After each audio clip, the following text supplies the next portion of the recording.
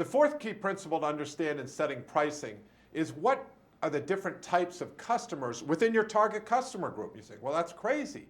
No, even in your target customer group, there are different categories of people depending on risk. There are people who adopt it very early on and people who adopt it very late. This is a key consideration when thinking about setting your pricing strategy. Can you explain that, Bill? Yes. So this comes from Jeffrey Moore's Crossing the Chasm book, which is a book that basically almost all entrepreneurs think about when they think about entering a new market. So the book was called Crossing the Chasm. And basically, there were 5 groups that Jeffrey Moore talked about.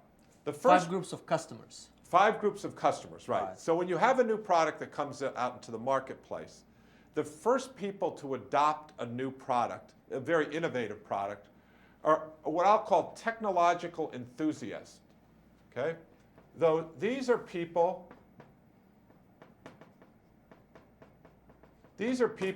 who are going to buy a product just because they love the technology.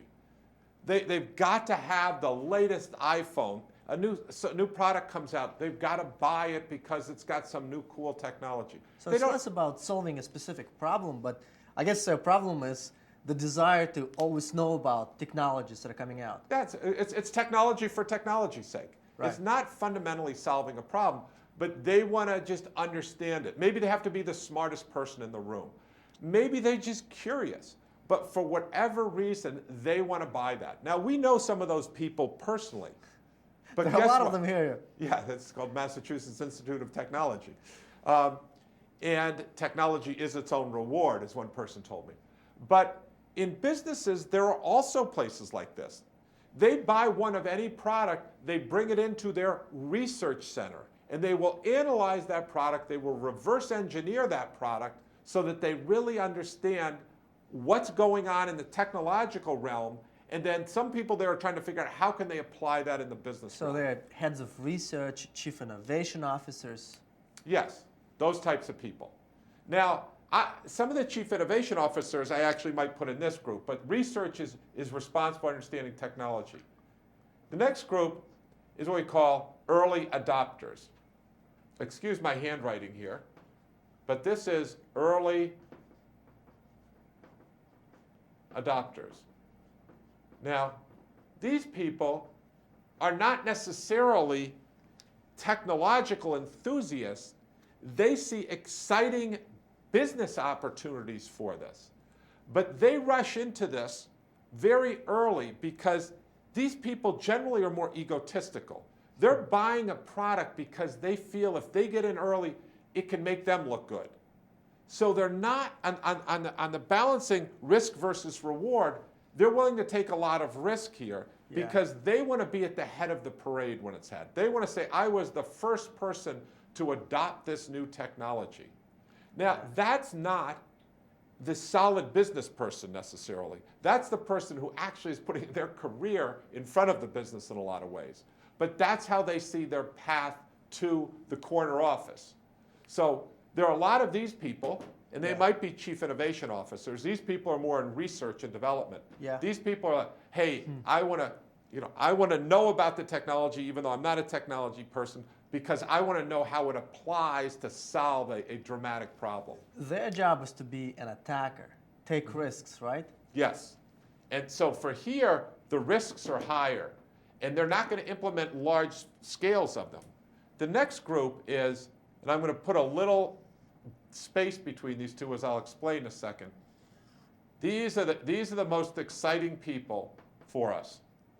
This is the early majority.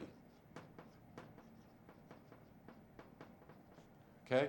These people are business people. They're buying the product because the ROI, the return on investment, is very good. If they install this system, it will produce significant benefit for them, and it's worth the risk to do that for their business. They're not so concerned about their personal career. And if it works, they will buy lots of them, and it will roll out. It is a good business decision. So this is where fortunes are made, as Jeffrey Moore says, in early majority. Up here, you'll sell smaller amounts of them to people who are buying them for very specific reasons. But once you get it here, you can buy large volumes of this. And this really isn't drawn to scale. This is much, much bigger than these two combined. So this is where you know that your company can be something special. Exactly. This is when he talks about crossing the chasm here. There's a lot of products that are sold on this side, but never make it over here. An example today, Google Glasses, right? Everybody, there were a lot of people who liked Google Glasses, Yeah. but there was never a killer application that came out for Google Glasses, right? On the other hand, the iPhone looked like a curio at the beginning. It was fabulous technology. A lot of technological enthusiasts bought it, other people. But what happened was the iPhone was legitimate. And people saw it, and they bought it over here in large volumes. Exactly. So the products that you see kind of die never cross this chasm going from here to here. And that's the challenge. But can you build a great business just serving tech enthusiasts or early adopters? That's not the kind of business we're looking at. Those people are buying technology for technology's sake. They're buying it even though it's not rolling out. Here is where we really want to be. This is where the lion's share of the market is. And oh, by the way, this is kind of a dead end. If you don't cross this chasm, which many companies do not cross, you don't get the early majority and you don't get the late majority.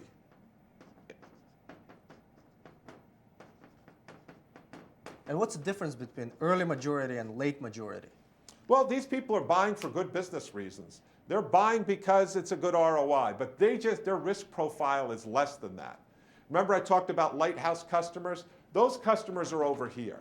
They're buying it for a good reason. And once these people see them buy it, then they will follow, but there's a time delay between the early majority getting it and the later majority getting it. So once you have this one is just, it's going to happen, it's just thereafter. And then you think the last part is, and this is, again, not drawn to scale, and these are the laggards. These are the last people. These are your friends that are still saying, I don't know if cell phones are going to catch on here. I'm going to stay with my smartphones are going to catch on. I'm going to stay with my flip phone. Yeah. But eventually they have to convert because everybody else has converted. I remember, think of it as records or CDs today. The CDs are all switching over to MP3, right, online. Some people still have CD players, but those are going to go away. And those people who finally convert, those are your laggards. But the real market is in here. This is the lion's share of the market. So let's revert back to pricing. How does this affect pricing? In here, there's not many people. Mm-hmm. And one of my mentors, Mitch Kapor, said, Bill, in your product, you're going to sell half the number you think you're going to sell to these people. He said, that's the bad news. Mitch Kapor was the founder of Lotus 123, very successful investor since then in things like Uber and UUNet and lots of other things. He said, the bad news is you're going to sell half as many.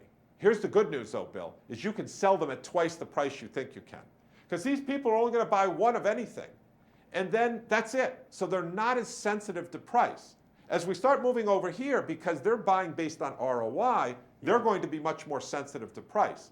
So in here, for these people, don't discount. Keep the price high. Right. Even have the price increase, a special. We used to have it Sensible. We'd have a premium version for these people. And they want all the features. Right. And it goes back to what you say about value-based pricing, because tech enthusiasts and early adopters, they don't care about your cost.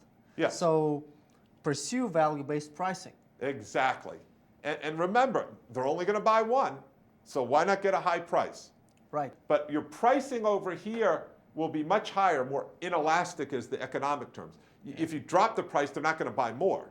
So don't discount it. If they're only going to buy one, sell them at a high price. But as you start moving over here, you have the ability to sell more if you hit the price point correctly. A lower price point could sell a lot more. And they're buying on return on investment. So the summary here, to all you entrepreneurs out there, is we used to map at our company what a customer was it was an industrial design person in our target customer group. But were they a technological enthusiast? Were they an early adopter? Were they an early majority? Usually the people aren't going to be in this category that are adopting your products early on. But these people we valued extremely highly, and we would give them discounts. These people we knew were just really a pathway. They were important because they helped us refine the product, and they gave us good word of mouth that the product did work to come over here. But more so, these people gave us important cash for our business, so we did not discount with them. Bill, it seems to me that many of our students will encounter situations where these people, the enthusiasts, early adopters, early majority, are actually within the same DMU, within the same company. Yeah, that's a very good point. And in fact, when you look at the early majority DMU, you might often see someone from research, and they'll turn around and simply say, you know, Erdine, chief research scientist, is this legitimate technology? Are there other options out there for us to pursue it? And so that person is in it. That's why we don't just ignore this. You ignore people along the way at your own peril, right? So you want to be nice to these people, but you need to understand what they're about. And it's a different persona than the early majority.